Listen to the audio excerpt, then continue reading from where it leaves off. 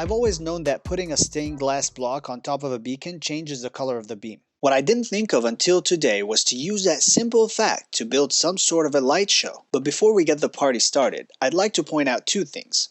The first thing is that I'm a super new YouTuber, so if you end up enjoying the video, it would mean a great deal if you hit that subscribe button. The second thing I'd like to point out is that being a penguin, my character loves water. So I'm here in this classic world building the slideshow, not because the reflection looks amazing on the surface of the lake, which it absolutely does, but because my penguin wants to wet its beak, literally. I have 3 different designs to test today. I built the first 2 with redstone and I got some pretty cool results. Also, it was so fun to get these first 2 to work that I decided to try and take the show beyond what I can do with redstone and took a third shot at the laser show by using command blocks. So let's get right into it.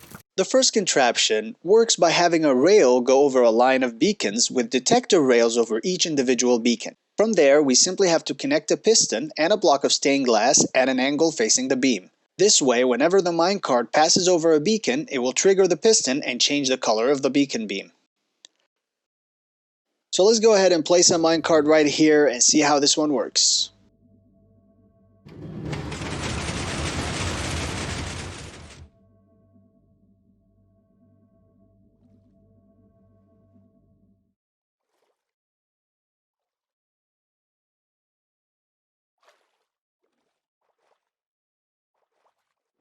Of course, as you see here, I wasn't satisfied with a single row of pistons and added lines of observers and pistons going all the way up, and while this did have an interesting effect, it wasn't nearly as cool as I thought it would look.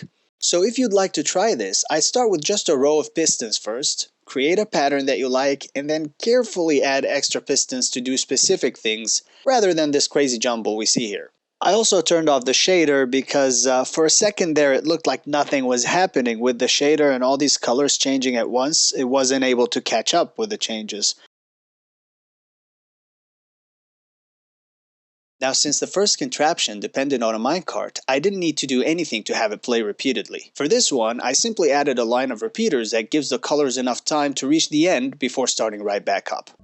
The circuit for this one was much more fun to build. I spent quite some time staring at a target block with a dispenser attached to it, trying to figure out a way to send a fast signal across, and this came out of it. I have the target blocks alternating with the dispensers, and I have a line of redstone going on top of the ones that sit on the outer edge. But before we get into the action, I wanted to mention that this mechanism with the arrows gave me a ton of ideas for future videos, including a potential counting mechanism. But we'll see about that later. I think the pattern of movement is a lot better with the rails. This setup also means that the lights will loop back and start at the beginning, as opposed to the minecart setup we had at first where the direction reverses at the end and starts all the way from the end and goes all the way back to the beginning, and vice versa.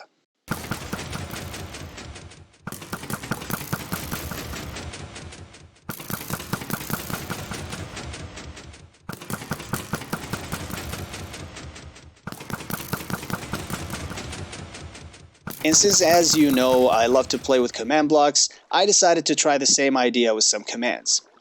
And now that we're away from the beach in this redstone testing world, I figured I needed to give this penguin some water so he doesn't get too dry. I didn't go too crazy because I didn't want to repeat the chaos of the first laser show, but I think that this actually came out pretty nice. The idea is simple. For each of the beacons, I have a chain of command blocks that alternate the stained glass blocks above the beacon. The blocks all have relative commands, which means that I only had to make the first set and then copy it over and over, and after that all I had to do was change the colors in the commands and I was all set. I also set this one with a loop and a separate show on the top tier, which would have been insanely difficult for me to do with just pistons. But I do have to say this right now. I'm getting more and more into redstone these days. I'm working on some big contraptions, and you may have gotten a glimpse of some of these behind me as I was working today. So who knows, maybe over the next few weeks I'll revisit this idea and build a legit complex redstone light show, now that I know the basics. And, let me know if that's something you'd be interested in.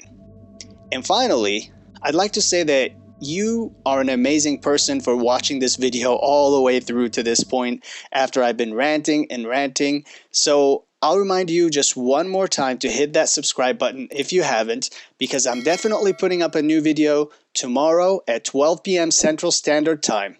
Till then, have a wonderful rest of your day.